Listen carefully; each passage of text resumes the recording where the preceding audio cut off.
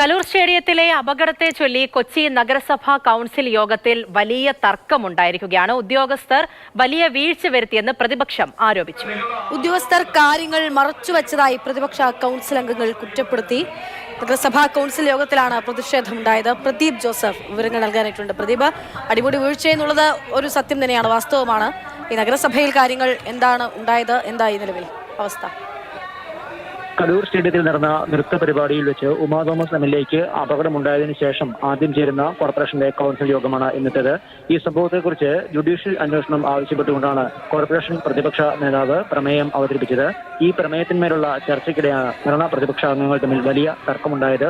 കോർപ്പറേഷന്റെ ഭാഗത്തു നിന്നുള്ള വീഴ്ചയാണ് അപകടത്തിന് കാരണം എന്നാണ് പ്രതിപക്ഷം ആരോപിക്കുന്നത്. അതേസമയം കോർപ്പറേഷനെ ഇത്തരത്തിലൊരു പരിപാടി നടക്കുന്ന കാര്യം അറിയിച്ചിട്ടേ ഇല്ല എന്നുള്ളതായിരുന്നു മേയറുടെ മറുപടി. അതേസമയം നഗരസഭയിലെ ഹെൽത്ത് വിഭാഗത്തിലെ ഉദ്യോഗസ്ഥർക്ക് ഇക്കാര്യം അറിയാമായിരുന്നു എന്നും വീഴ്ചകൾ മറയ്ക്കുന്നതിന് വേണ്ടി അപകടം ഉണ്ടായതിന് പിറ്റേന്നാണ് കോർപ്പറേഷൻ ഹെൽത്ത് വിഭാഗം ഈ പരിപാടിക്ക് രേഖാമൂലം അനുമതി നൽകിയത് തുടങ്ങിയ ആരോപണങ്ങളാണ് പ്രതിപക്ഷം ഉന്നയിക്കുന്നത്. മാത്രമല്ല, നിലവിൽ നടന്നുവരുന്ന അന്വേഷണത്തെക്കുറിച്ച് KPCC അധ്യക്ഷൻ ഉൾപ്പെടെയുള്ളവർ സംതൃപ്തി പ്രകടിപ്പിച്ചിട്ടുണ്ട്. അതുകൊണ്ട് തന്നെ ജുഡീഷ്യൽ അന്വേഷണത്തിന്റെ ആവശ്യമില്ല എന്നുള്ളതാണ് നഗരസഭ ഭരണപക്ഷത്തിന്റെ നിലപാട്. എന്നാൽ എല്ലാ വീഴ്ചകളും പുറത്തു കൊണ്ടുവരുന്നതിന് ജുഡീഷ്യൽ അന്വേഷണം വേണം എന്നുള്ള ആവശ്യത്തിലാണ് പ്രതിപക്ഷം ഉറച്ചു നിൽക്കുന്നത്. ഇതേ ചൊല്ലിയാണ് പല ഇടവേളകളിലും ഭരണ പ്രതിപക്ഷ അംഗങ്ങൾ തമ്മിൽ വാഗ്വാദവും തർക്കവും ഉണ്ടാകുന്നത്.